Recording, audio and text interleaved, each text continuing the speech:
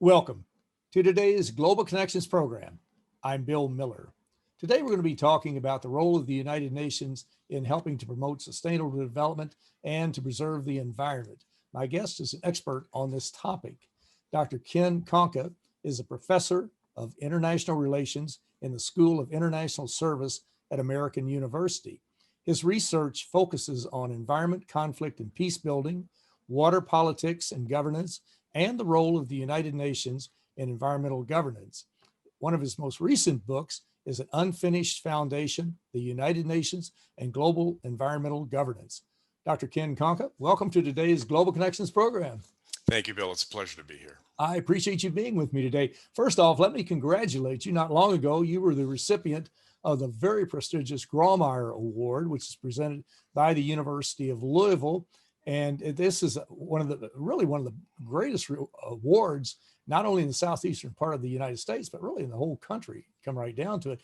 But congratulations. And why did you receive this award? Well, thank you, Bill. I appreciate that.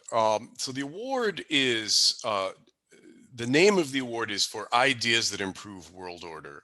And historically, it's been presented to people who've promoted ideas for improving international cooperation, improving global governance on a range of challenges, not just the environment, but war and peace, global economic coordination, the spread of new diseases, and other themes. I've been working sometimes with and on environmental issues around the UN for almost 30 years now. And I decided to write a book that would share some of those lessons and also promote some new ideas for directions in which the UN could move to be more effective. It was the book that you mentioned, An Unfinished Foundation. And it was nominated for the award, and the people who make the choice saw fit to recognize it, for which I was extremely gratified and thankful. That was a wise decision on their part. That was very good. Well, in case our viewers would like to go to their website, is www.grawemeyer.org. And of course, not only do they have the World Order Award, they also have others on music, psychology, education, and religion. But let's jump into your book.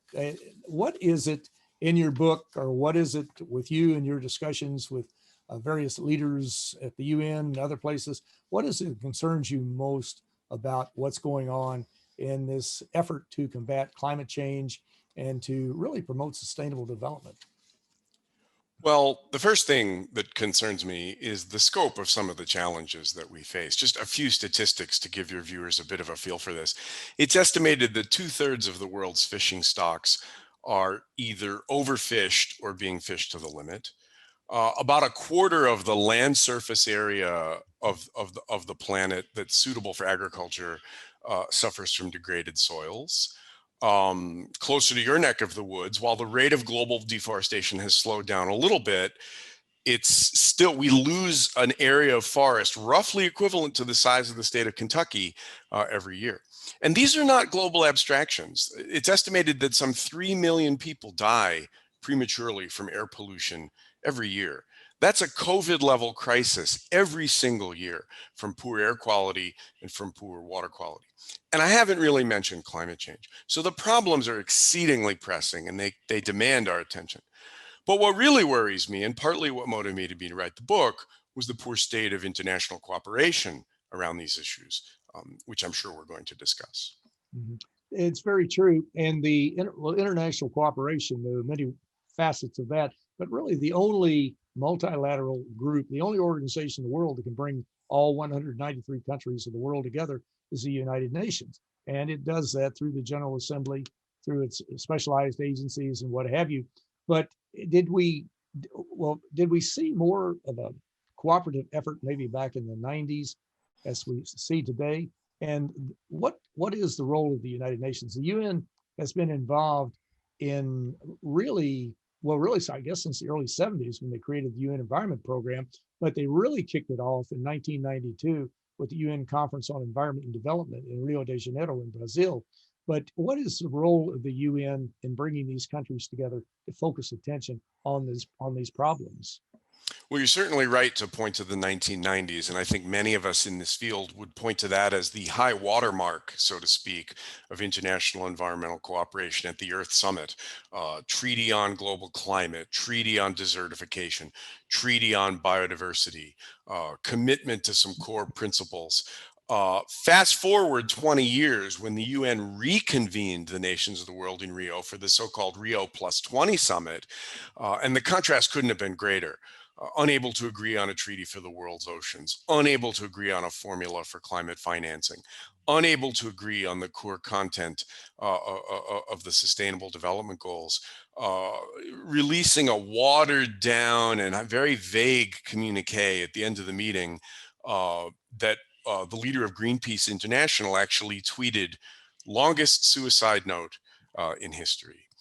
And so part of the problem that we face is reinfusing international environmental cooperation with a sense of urgency and a sense of energy, and recapturing that momentum that we had in the early post-Cold War period. But we also need to take a fundamentally different approach. The approach of signing treaties, of convening global summits, and of declaring abstract goals has not sufficed. The UN has an enormous role to play in this. As you point out, it's the only organization with a truly global reach and a real claim to global representativeness. It's an important catalyst for dialogue. All of the major environmental treaties that we have bear the UN stamp in one form or another. It's a generator of new ideas. The concept of the common heritage of mankind, the concept of the global commons, the concept of sustainable development, of environmental peace building. These are all ideas that were sort of baked in the incubator of the United Nations and the moral force of the organization. So the UN has a critical role to play. And one of my motivations in writing the book was to try to sharpen that role and strengthen that role. You've certainly covered the waterfront on that, because they do. The UN can provide all that. But you also raise a very interesting question in that, how successful can the UN be without its member states? And I'm reminded of, I think it was Ambassador Richard Holbrooke, who said that the United Nations being blamed for the problems, and I'm not saying you're blaming them, but I'm just saying that we do say, well, the UN should have done this or the UN should have done that, but that it's like blaming Madison Square Garden when the Knicks don't do well playing basketball. But you raised a really important point, that the UN is only as successful as its member states will allow it to be. And of course, the UN has some excellent staff. I'm not saying all of them are totally excellent, but still the majority of them do. They do some great research work. They background, they provide staff assistance to the committees, the Security Council, General Assembly, that type of thing. But still, they can't force these member countries to do it if there is no will to do it, can they? No, you're absolutely right, and I agree with Ambassador Holbrooke in that perspective. I will say the Knicks had a pretty good season, so maybe there is They some did. hope for this, right? Some of the problems I think are obvious, right? Governments are often not serious. They bring high-minded goals to the table, and they sign proclamations and resolutions, and there's no serious intent to follow through. The UN can often be dominated by the stronger nations in the club that have particular agendas, and that can limit even actions that might be broadly popular among a broad majority of member states. The funding mechanisms are inadequate. I mean, the UN Environment Program, which is an organization that I have worked with in the past and admire a fair bit of what they do, their budget is smaller than the financial aid budget for my university. And we're fairly generous with financial aid, but nonetheless, you see the problem. But part of it are these sort of structural obstacles that we're well aware of. Part of it also, though, is that the UN has taken what I would call a lopsided approach to the challenge. If you read the UN Charter, it's quite clear the organization has a four-part mandate: peace and security, human rights, international law, and economic development. Now, I won't go into the details here. Interested viewers can take a look at my book if they want to hear the history. But over time, the UN has really only relied on two of those four toolkits. Lots of work in international law, lots of work in development, but very little in the peace and security dimensions of environmental issues, very little in the human rights dimensions. I often describe it as being somewhat akin to a horse that's trying to balance on two of its four legs, and therefore it's not going to be able to stride forward, never mind gallop, which is what we really need the horse to be doing. And so a big piece of the work that I'm doing in terms of the forward-looking work is trying to push forward greater emphasis on the human rights dimensions and greater emphasis on the peace and security dimensions in the UN's global environmental work. And one issue that crops up quite often we hear today is that the environment, climate change, well, let's say a clean environment should be a human right. And of course, that's something that the UN can certainly deal with. Are they dealing with that at this point? Well, the idea that the environment is a human right has a long pedigree, and it's always been a controversial one. And some of those controversies are perhaps not surprising. Governments are always wary about creating new human rights because rights entail responsibilities. And so, for example, if the United Nations declares and commits to the idea that safe drinking water, let's say, is a human right, which it has done, um, governments then become responsible for protecting that right, for respecting that right, and for fulfilling that right. And so it's always a bit of an uphill battle to carve out the idea that something is a human right. Interestingly, though, we've also seen a lot of resistance in the advocacy world. Many traditional human rights advocates want to keep the focus on a narrower set of rights, civil and political liberties, as opposed to socioeconomic rights, clean air, food, water, etc. And many environmental advocates historically have been more focused on the rights of nature than on the rights of people.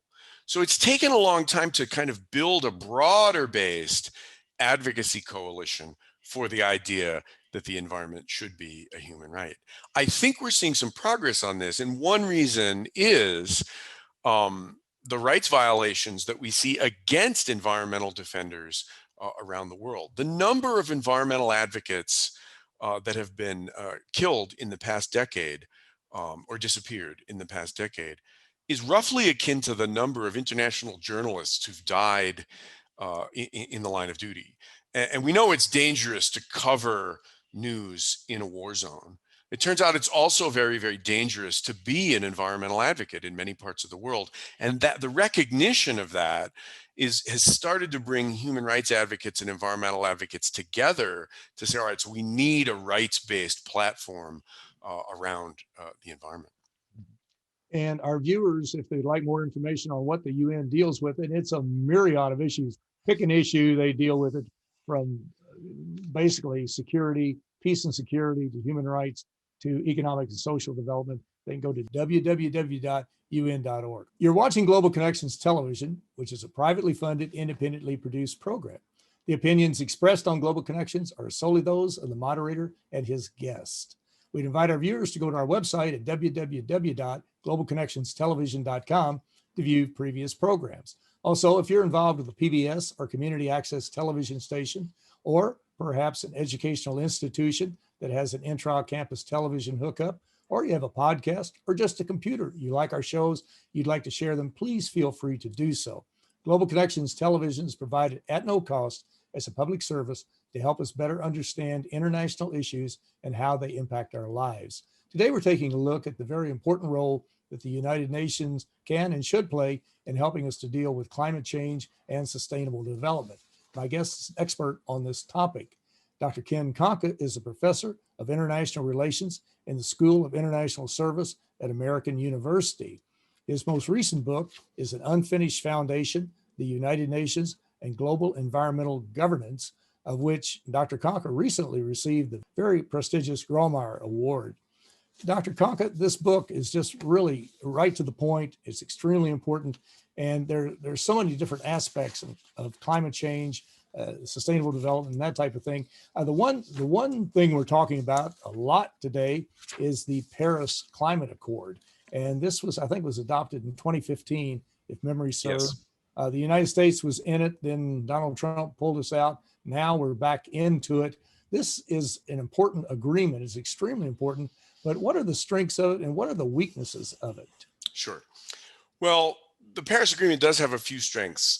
Unlike previous agreements that required governments to make specific commitments, the Paris Agreement is global in focus, and it's important to bring all the countries of the world into the agreement.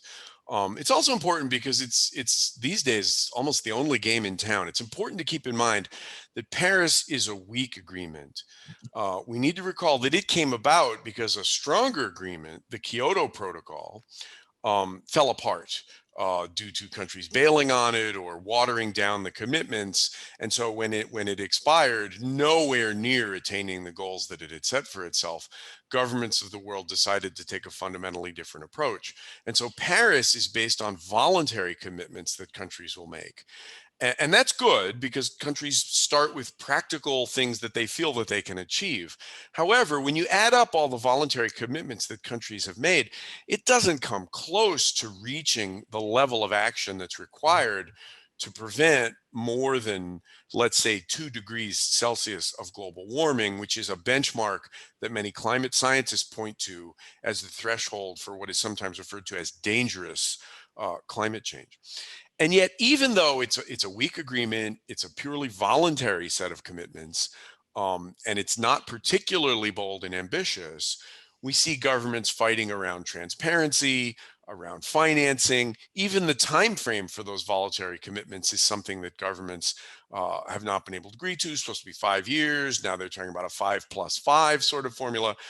And so, one of the reasons why I've tried to raise the profile of rights-based approaches and peace and security-oriented approaches is to inject some new political energy into those conversations. And this, I'm glad you pointed that out too, because you hear so much misinformation, especially on right-wing talk radio, on some of the other stations, Fox, One American News, Newsmax, talk about how this is a very binding agreement. It's going to weaken the United States. And none of that's true. It's just absolutely fictitious. And it's very important to get that information out.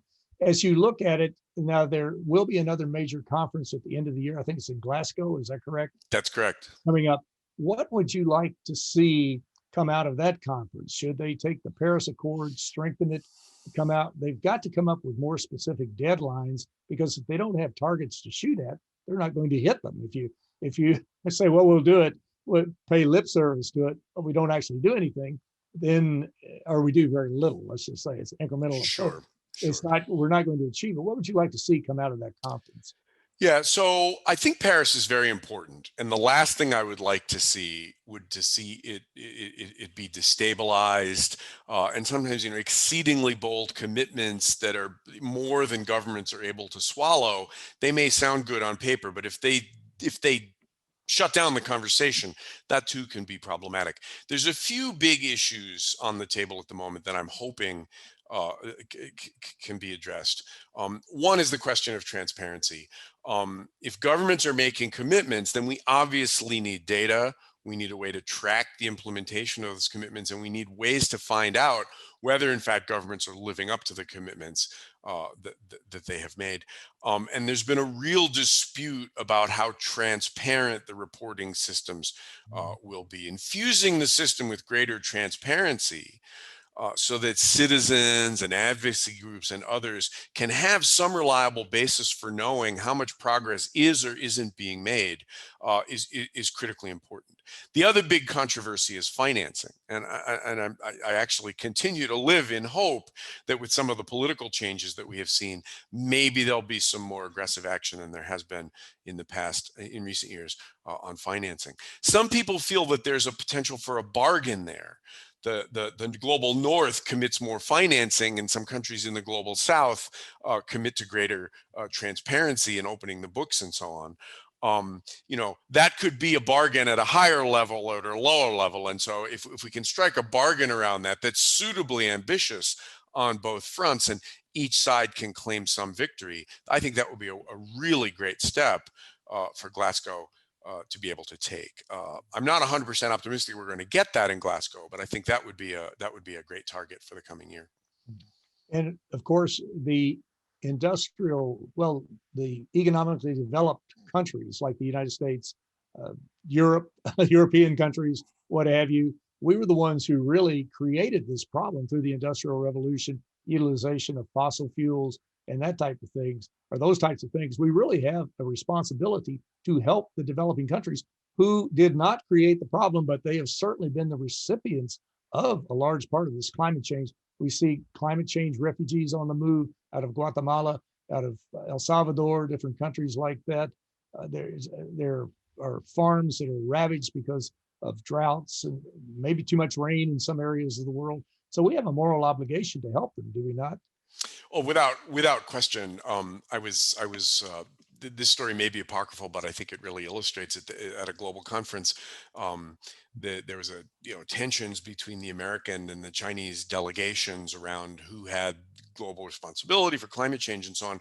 I'm going to be paraphrasing here, but the Chinese delegate made a statement to the equivalent of, um, you backed the sport utility vehicle up to the edge of the precipice with your excess emissions over decades. And now you're complaining that it's our weight in the back seat of the vehicle that's going to tip it over the edge. And I think that absolutely captures sort of the, if we take a long view of the sort of ethics and responsibility, I do think it is the case that we need to think beyond carbon for economic development strategy. And I think there's enormous potential there. And so I think, political leadership is critically important. Financing is critically important. But I wouldn't want to leave your viewers with the impression that adapting to climate change is a major adjustment, but it's an adjustment that has enormous potential in it as well for energy systems that are cleaner, that are more equitable, that eliminate some of the side problems of air pollution and air quality and other things that we talked about. And so there's a lot of potential in this transformation. This is one of the reasons why I've put so much emphasis on human rights and rights-based approaches. I think we need to unlock the political energy to push governments in those directions. And when people have rights that they can use, whether it's using it to hold actors accountable through what we sometimes call naming and shaming, or whether it's bringing those rights into domestic legal systems, where now you do have courts, you do have mechanisms of enforcement. We've seen a whole wave of lawsuits around climate change, trying to hold governments accountable at all levels, state governments in the United States, the federal government in the United States, corporate actors, and others. The problem is the current legal frameworks in many countries don't give standing and the grounds for those lawsuits to thrive and to succeed. But often what we see around human rights is a process of what we could call domestication. They start out as a set of global norms, and then one by one, you see countries starting to incorporate it into the domestic legal systems. Perhaps they adopt a new constitution. Perhaps there's a political regime change. Courts are looking around for standards, and they'll use international standards to help guide their judgments. Now you've got a body of domestic case law. Now you've got something that can have some real teeth. And so human rights is often taken as a sort of a moralizing agenda, and that's absolutely part of it, and ethical responsibilities that you very aptly described. It's also a legal strategy that can be effective in some contexts. Exactly.